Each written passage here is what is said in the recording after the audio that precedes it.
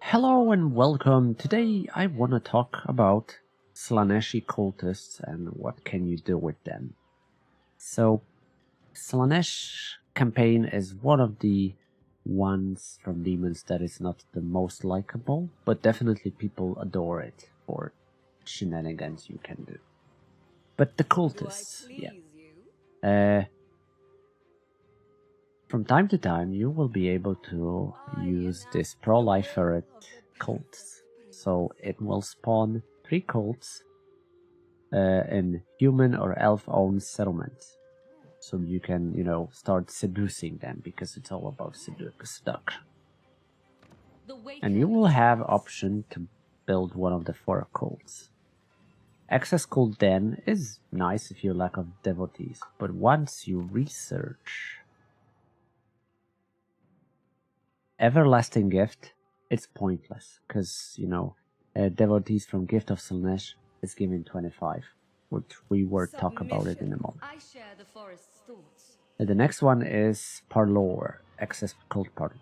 It's nice, temporary diplomatic relation bonus with the settlement. If you want to have if you want to live with a peace with some faction, this is a very good one.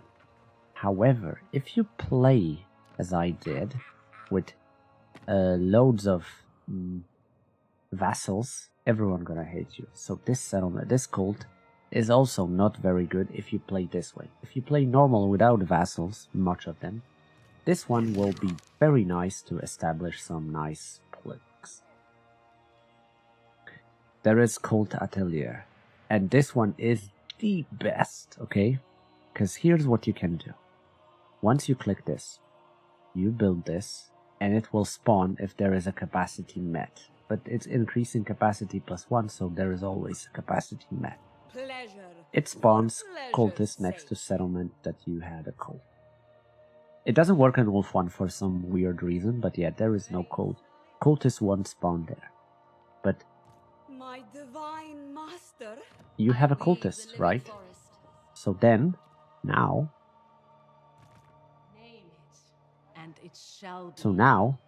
you can send it and establish another cult. Boom. Another one spawn, and you will start spreading cults everywhere. But that's not over. That's not over. Because, once you establish cult, there is a couple ways you can do it. 1. At the start of a game, since I don't have a lot of devotees, money, everything, once I establish cult, I remove the hero. I just, kick it out, like, by disband. But, because, I cannot afford it at the start, and it's crap. Why? Not only because I cannot afford it, but also because I like to have a couple of them in my armies. Why? Because they're fucking amazing. They can spawn you. They have a Gate of Slaanesh. They're very good. They increase your mobility. And they're a better unit than most of infantry you can get at the start. At the start, having a couple of cultists is like godsend. You're gonna be in a great shape. So, here's what I do. I establish a couple of cults, increase capacity, then I build a building.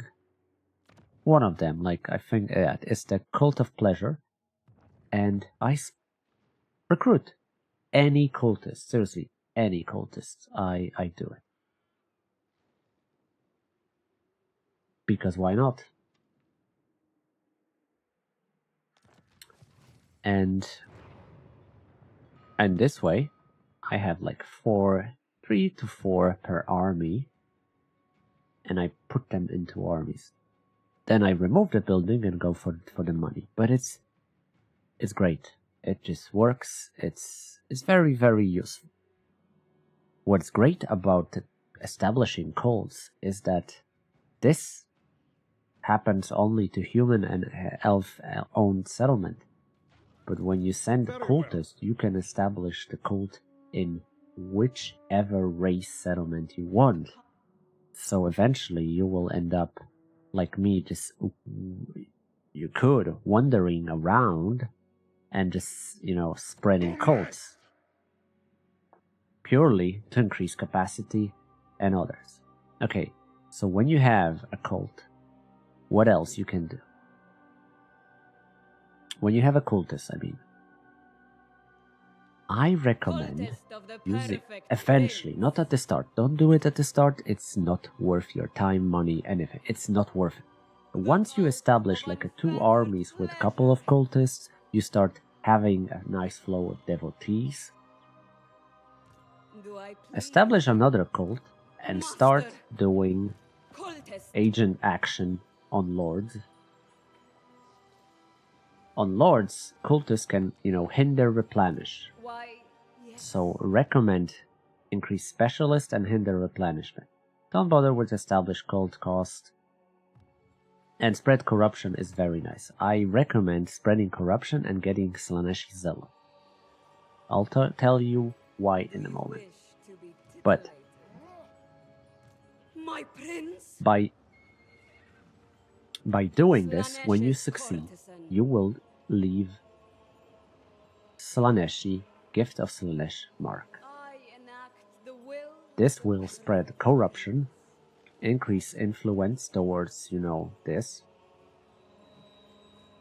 Devotees, give you devotees 5 per turn, but if you research the technology I told you before, it will be 25 per mark. So imagine, I spread this one on 50 lords. 50 lords times 25, it's 1200 per turn devotees. So I can do whatever the hell I want with it.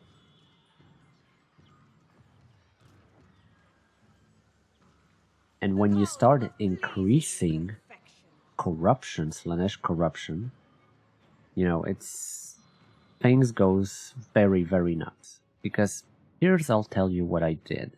That's another thing. I did build a cult. I established corruption.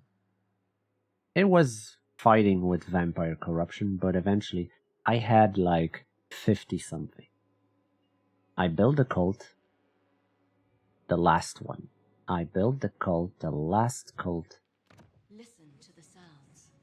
which is Cult Salon. A disciple army will be summoned near the settlement. Cult is destroyed upon completion. This will spawn without corruption. It will spawn like a lord with 5 units. But higher the corruption is, the more units you get. If there is like 100 corruption, you get full army. And what I did, I got the settlement. I think it was Nobly Guard first. I got the settlement. I recruited a lord and started pumping those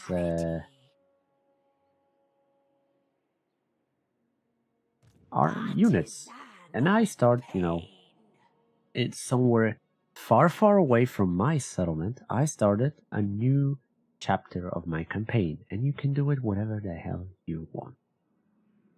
But, like I said, corruption matters. That's why spreading mark, having cultists with spread corruption and ancillary with like corruption as well. Yes. Unfortunately, seductive influence has a like 10 turns cooldown, so it's not something you're gonna do over and over. So, but it's fine because you don't have to if you like start spreading. You know, you spread corruption everywhere, and your cults gonna spawn full armies, and you can start dominating entire world. The demonettes, not demonettes, the devotees armies, the disciple armies, cost 20 devotees. I don't know if it's meant to be that way, or it's a bug. But it's bullshit, okay? It's bullshit because when I compare that to Scarbrand armies that you pay money for, and it's not the cheapest, okay? You can pay like 2 to 4k easily per, blood host. While Slaanesh can flow easily with, with income, and it's super frustrating.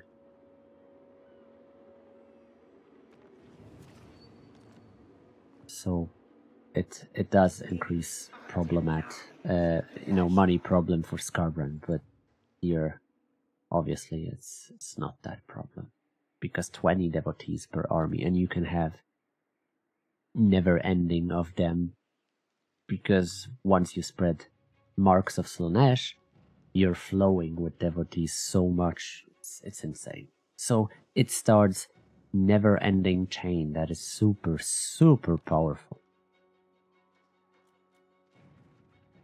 What else? Yeah, build cults. When you start building a vassal from start of a campaign, you start here. Build a cult. Yeah, you start with cultists. Use that cultist to build a cult, and then vassalize. Build cults in your vassal settlements. It will also increase capacity, stuff like spread corruption faster. Everything is gonna be cults, cults, cults. Your vassals don't mind anyway, because they're chained to you and they should never break. If they're, seduced by seductive influence, or just subjugated, they will never break from your grasp. So whatever you do, you're going to be fine. And yeah, this is what you can do. You can either play with vassals, or not, and play still very nicely. That deploy somewhere stuff and start new campaign like a chapter where you can build mini army and start developing your, or trying to seductive influence, influence anyone you want as a human or elf like that. Of course, demons and everyone else won't be available to you by that. So you can either try this or just spread it, apply marks, flow with devotees, and yeah, dominate the world. So Slaanesh has really a lot to do. Up to you which cult you're gonna pick up. Like I said, there's 4. I recommend Atelier. This one is fine if you're playing without vassals. This one is, I guess, fine at the start, but it's not really that bad. And this one is if you have high Slaanesh corruption. If you do, you can do it in a province where Sigvald is, or Murati, where they have 100 corruption. So you can, randomly, if you build this, pop this up and you get the Slaaneshi one, you can immediately build a cult that will summon your army and start developing and just pushing your campaign. One very important information, you're gonna get low tier units.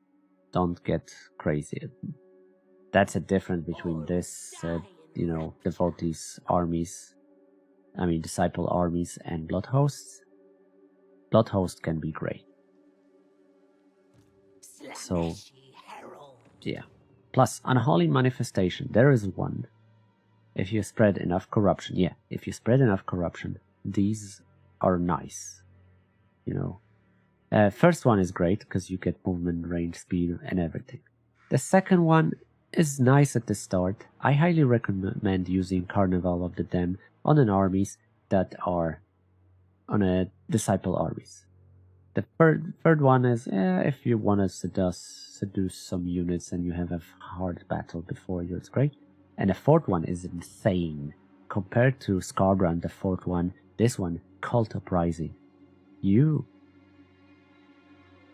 what I did, I sacked the settlement.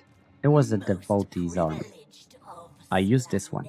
It stopped campaign movement for some turns, right? 7 turns duration. Each turn, while it's disabled, you know, the campaign is disabled, I'm going to get a devotees armies like these.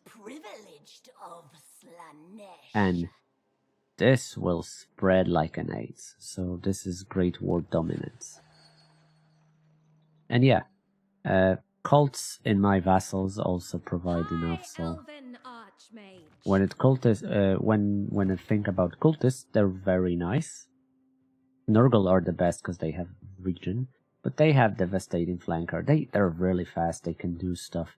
So and slippery. They're very good fighters, and you know it's better than nothing. They seems to be tougher than Elres, so keep that in mind.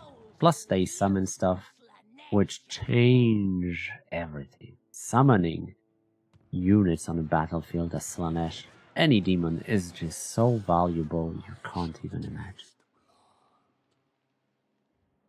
So yeah, that's gonna be it. Like I said, you have a couple of ways. You can play by just, you know, trying to be nice with people and seduce them. You can spread cultists and dominate world, where I just have cultists literally everywhere. Yeah, I can't do it, but because the 15 turns cooldown is annoying, but you know, it is what it is. But hint the replenish. Boom. Gift of Slaanesh popped.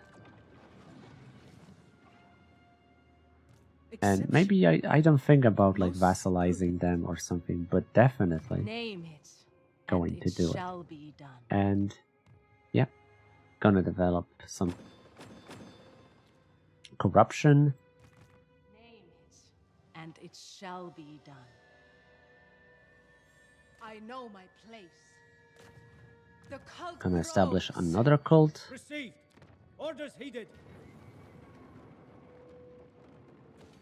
Another, you know, cultist. We will. And it just spread. It's a chain reaction. Once you can afford, you know, establishing enough cults.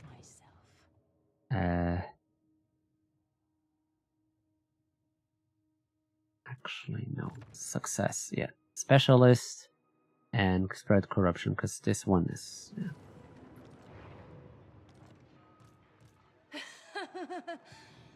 And if you can afford and back this up, you're gonna spread cults everywhere, and you can, you know, dominate world.